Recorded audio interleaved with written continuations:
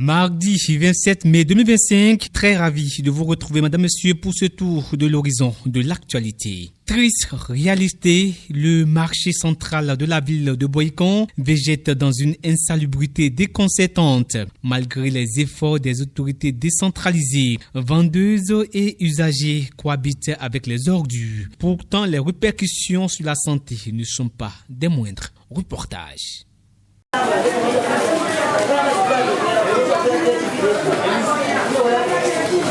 Des tonnes de déchets continuent de s'accumuler dans les allées du marché central de Boycon. Situé au cœur de la ville, ce marché est fréquenté chaque jour par des milliers de personnes. Des ordures qui s'y accumulent mettent en danger la santé des occupants ainsi que des visiteurs. Effectivement, le marché est sale et c'est une affaire de récidivistes. Les autorités ont voulu pour que le marché soit propre. Et nous tous, nous sommes un peu têtus. J'espère que si les autorités cherchent d'autres moyens pour surveiller le marché, ça serait plus propre que ça. Maintenant, il n'y a plus dans le marché, vraiment, il y a difficulté. Ici, nous sommes maintenant là, tu ne peux pas rester ici. C'est l'eau de ruissellement. Parce que l'eau de ruissellement, ça tire les ordures vers le marché aussi. Tout ce que nous vendons ici produit des déchets. Mais après chaque marché, nous devons nettoyer notre point de vente et attendre les ramasseurs d'ordures. Malheureusement, ça ne se passe pas comme ça. Il y a certains qui vont jusqu'à déposer leurs ordures en face de l'étalage des gens. Par exemple, c'était le cas hier et c'est ce dépotoir-là qui s'est créé. S'il y a une sanction qu'il faut commencer par donner aux gens, je pense qu'il faut le faire. Avant chaque samedi, on balayait le marché et c'est seulement quelques personnes qui venaient. Je pense qu'il faut commencer la répression car si notre milieu est propre, c'est pour notre bien-être. Le marché de Boycon est un peu sale. Les vendeuses, ils n'arrangent pas leur place. Quand il y a la pluie, là, là, c'est grave. Hein. Il y a des eaux partout. Là où on est maintenant, ça sent. Ça donne des odeurs, ça n'arrange pas. Malgré les multiples actions des autorités locales dans la gestion des déchets, l'effort semble être vain. Nos soeurs, nos mères, quand tu es propre dans ta maison, votre point de vente doit être propre. Parce que le marché, d'habitude, on gogonne pour dire, il faut tout faire mais pour balayer vos devantures. C'est comme si tu rentres dans le marché, mais tu veux acheter chez une grossiste et que tu vois que c'est sale, tu es obligé de se retourner. Est-ce que vous voyez? Donc, à chaque fois, je leur ai dit, il faut tout faire pour être propre. Quand tu es propre dans ta maison, il faut être propre aussi au marché. Mais si vous voyez, le marché est si sale, vous allez constater que dans la journée, le marché est propre. La nuit, elles balayent leur point de vente, mais pour jeter ça sur la voie. Et c'est ça que nous sommes en train de faire, une lutte et pour ça. Et si jamais on t'arrête, tu dois payer et tu dois faire aussi la prison, parce que c'est interdit. Mais vous savez, la mairie aussi a ses propres moyens. Et je peux vous dire, chaque 3 jours, notre camion rentre dans le marché pour ramasser les tas d'ordures. Parce qu'il y a l'entretien dans le marché. Il y a l'entretien. Parce que à chaque fois, le maire dit, il faut entretenir le marché. Mais vous savez, je m'excuse, hein, nos femmes aussi sont un peu têtues.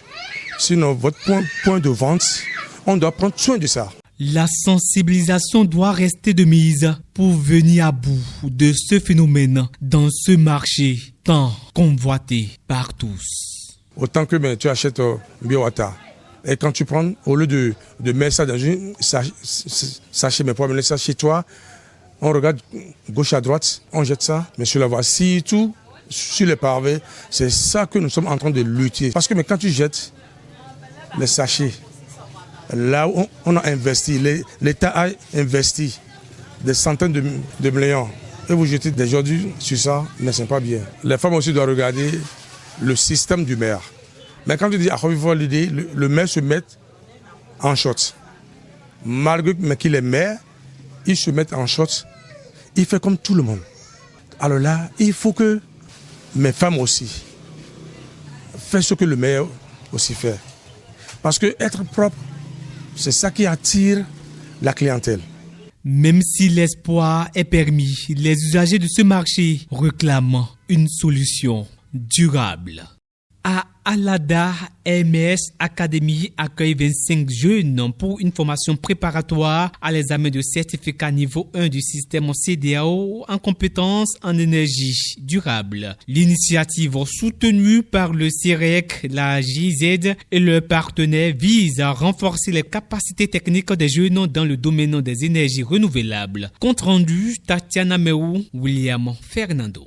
Cérémonie officielle d'ouverture de la formation préparatoire de 25 bénéficiaires à l'examen de certification de niveau 1 du système de certification de la CEDEAO en compétences en énergie durable au Bénin à Esmer Academy à Alada. Objectif, doter les jeunes des compétences techniques nécessaires en matière d'énergie renouvelable et les certifier selon les standards du système de certification en énergie durable de la CEDEAO. Vous avez 5 jours de formation juste pour vous préparer à la certification de ECRE, le niveau 1, qui aura lieu le 2 prochain, à partir de lundi prochain à Calavi. Et donc, si vous êtes bien discipliné et que vous suivez correctement pendant les 5 jours, la remise à niveau, je pense que vous aurez un score de 100% à la certification. Je fonde l'espoir que cette formation permettra de vous doter des compétences nécessaires et nous avons entièrement confiance à Esmer Academy dans ce sens.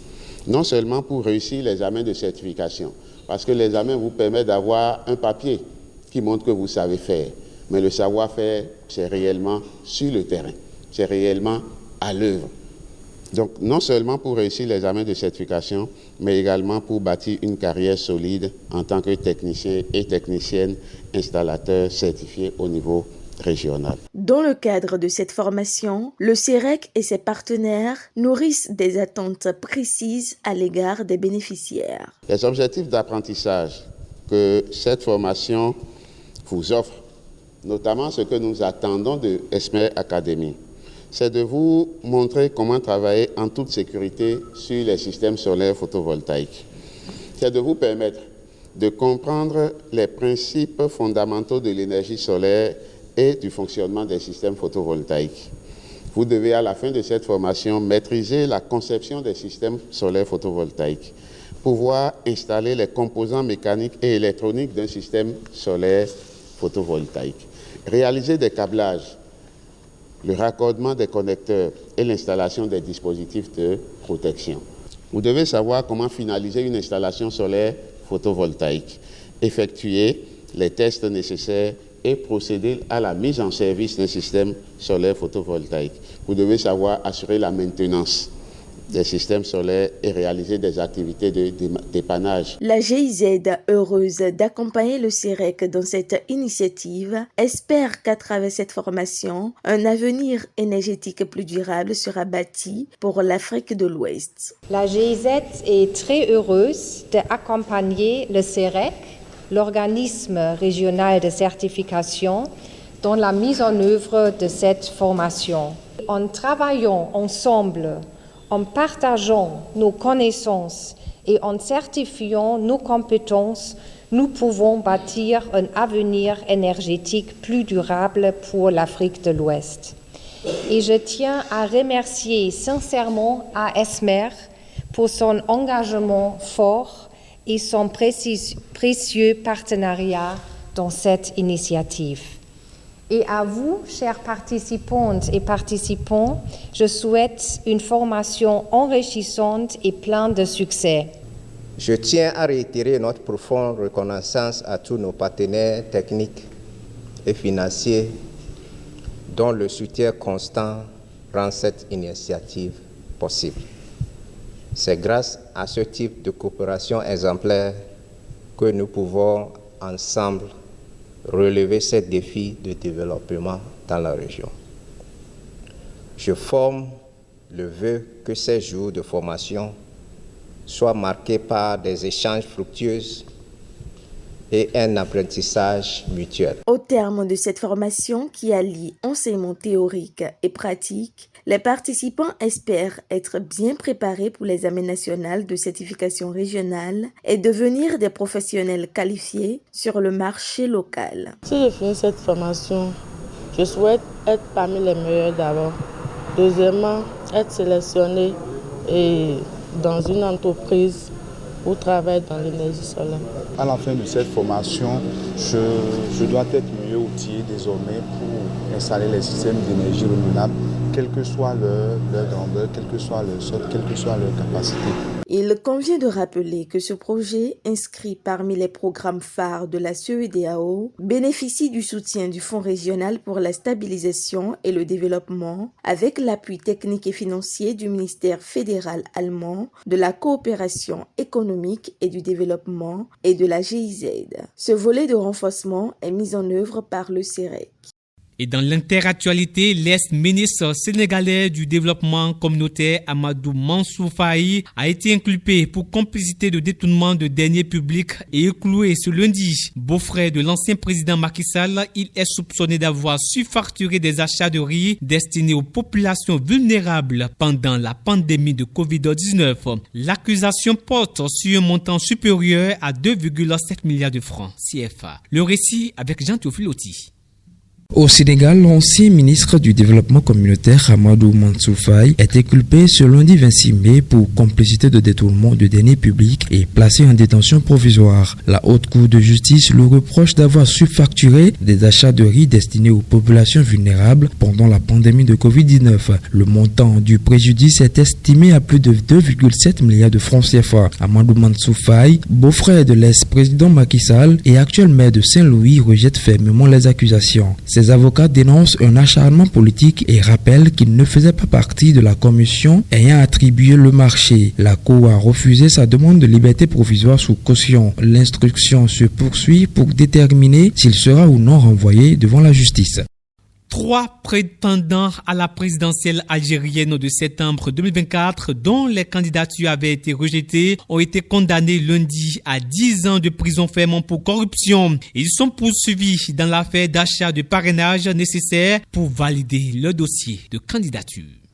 En Algérie, 3 anciens prétendants à la présidentielle de 2024 ont été condamnés lundi 26 mai à 10 ans de prison ferme pour corruption. Il s'agit de la femme d'affaires Saïdat Negza et l'ex-ministre Belkacem Saï et de l'industriel Abdelhakim Amadi. Tous sont reconnus coupables d'avoir acheté des parrainages pour valider leur candidature finalement rejetée avant le scrutin de septembre remporté par Abdelmajid Tebboune. Le tribunal les a également condamnés à une amende d'1 million de dinars, soit environ 6 700 €. Bien qu'encore en liberté, ils disposent de 10 jours pour faire appel. Selon l'enquête, une 50aine d'élus ont admis avoir été rémunérés en échange de leur soutien et plusieurs intermédiaires identifiés. Au total, 70 personnes ont été condamnées dans ce vaste dossier, notamment pour trafic d'influence et abus de fonction. Quelques accusés ont toutefois été acquittés. La phase de groupe du championnat national féminin de football a livré son verdict ce week-end avec les rencontres des 18e et 14e journées respectivement dans les poules A et B. Entre confirmation, surprise et duel stratégique, chaque formation a tenté de tirer son épingle du jeu lors de cette ultime journée. Gaius Agwakounou. Les phases de groupe des championnats féminins béninois, première et de deuxième division, ont connu leur épilogue le dimanche 24 mai avec les matchs des 14e et 18e journées. Au terme de cette journée, les clubs qualifiés pour disputer les play-offs ainsi que ceux condamnés à la relégation sont connus. En première division, Sam Nelly FC et AS Gamia ont terminé championnes des poules A et B respectivement. Comme le stipule le règlement, ces deux clubs vont s'affronter lors d'un match unique pour déterminer l'équipe championne du Bénin pour cette saison. Par ailleurs, Aigle Royal d'Adjara et AS Leader de Parakou sont les deux équipes reléguées pour avoir terminé à la dernière place de leur groupe respectif. Pour ceux de la deuxième division, l'AS Cotonou et l'AS Basson ont surclassé leurs adversaires des poules A et B pour terminer en tête, synonyme de montée en première division féminine pour la prochaine saison. Ces deux formations vont également se croiser dans un match d'appui pour déterminer le champion de la D2 féminine. Il faut noter qu'en D2 féminine, Blackstone et Phoenix de Boycon ont terminé au bas du classement de leurs poules respectives et prennent la direction de la 3e division. Les matchs des play-offs de la D1 et de la D2 auront lieu très prochainement. Voilà l'essentiel de l'actualité ce soir sur Icon TV. Merci de l'avoir suivi. Bonne suite de programme à vous.